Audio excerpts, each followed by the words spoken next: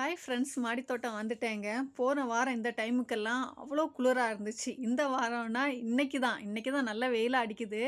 அல்லாத்த டைமெல்லாம் ஃபுல்லா மங்கியே தான் இருக்கும். வெயிலே பார்க்க முடியாத மாதிரி இருக்குங்க. இன்னைக்கு நல்ல வெயிலு. மாடித்தோட்டத்துக்கு வந்துட்டேன் செடிக்கு தண்ணி ஊத்துறதுக்கு. இடையில போன வாரத்துலலாம் கிட்டத்தட்ட 3 நாள் தொடர நான் செடிக்கு தண்ணியே ஊத்தல. ஏன்னா வெயிலே இல்ல. அது ஈரம் அப்படியே இருந்துகிட்டு இருந்துச்சு மூட்ல. அதனால சரி நான் தண்ணியும் ஊத்தல. ஏதாவது 1, 2 செடி வாடி இருந்தா அந்த செடிக்கு ஒண்டியா தண்ணி ஊத்திட்டு வந்தேன். ஒரு 1ஓ 2ஓ செடிக்கு தான் ஊத்திட்டு வந்தேன்.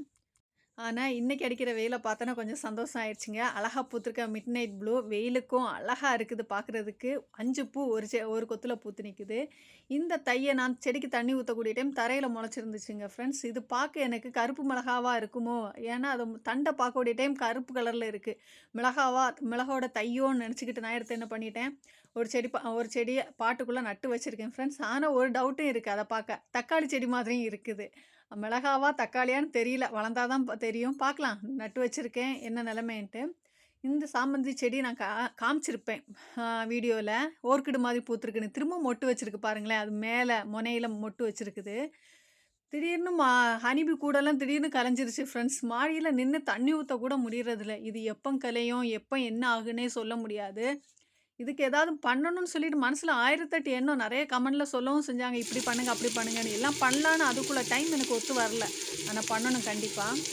அப்படியே என்ன அதெல்லாம் முடிச்சுக்கிட்டு வீட்ல உள்ள சமையல் வேலைய தொடங்க வேண்டியதான். இன்னைக்கு நான் என்ன சமையல்னா, நெறைய நாள் ஆச்சு சமையல் வீடியோலாம் போட்டு. இன்னைக்கு நான் கத்திரிக்காய் போட்டு ஒரு கிரேவி மாதிரி தான் பண்ணேன் ஃப்ரெண்ட்ஸ். எங்க ஊர்லலாம் தீயல் மாதிரி பண்ணுவாங்க. தேங்காய் வறுத்து அரைச்சு அப்படி தீயல் மாதிரி பண்ணுவாங்க. ஆனா, இங்க வறுத்து அரைச்சதுக்குள்ள சமயம் ஒண்ணும் இல்ல.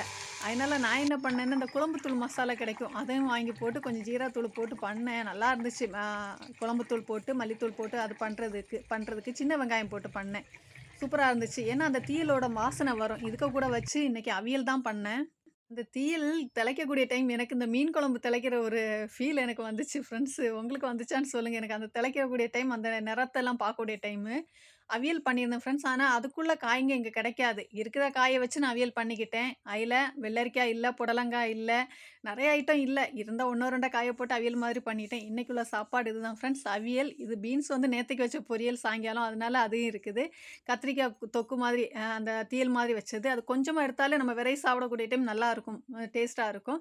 இன்னைக்கு உள்ள சமையல் இதுதாங்க. இந்த வீடியோ புடிச்சா லைக் பண்ணுங்க, சப்ஸ்கிரைப் பண்ணுங்க. Thank you. Bye friends.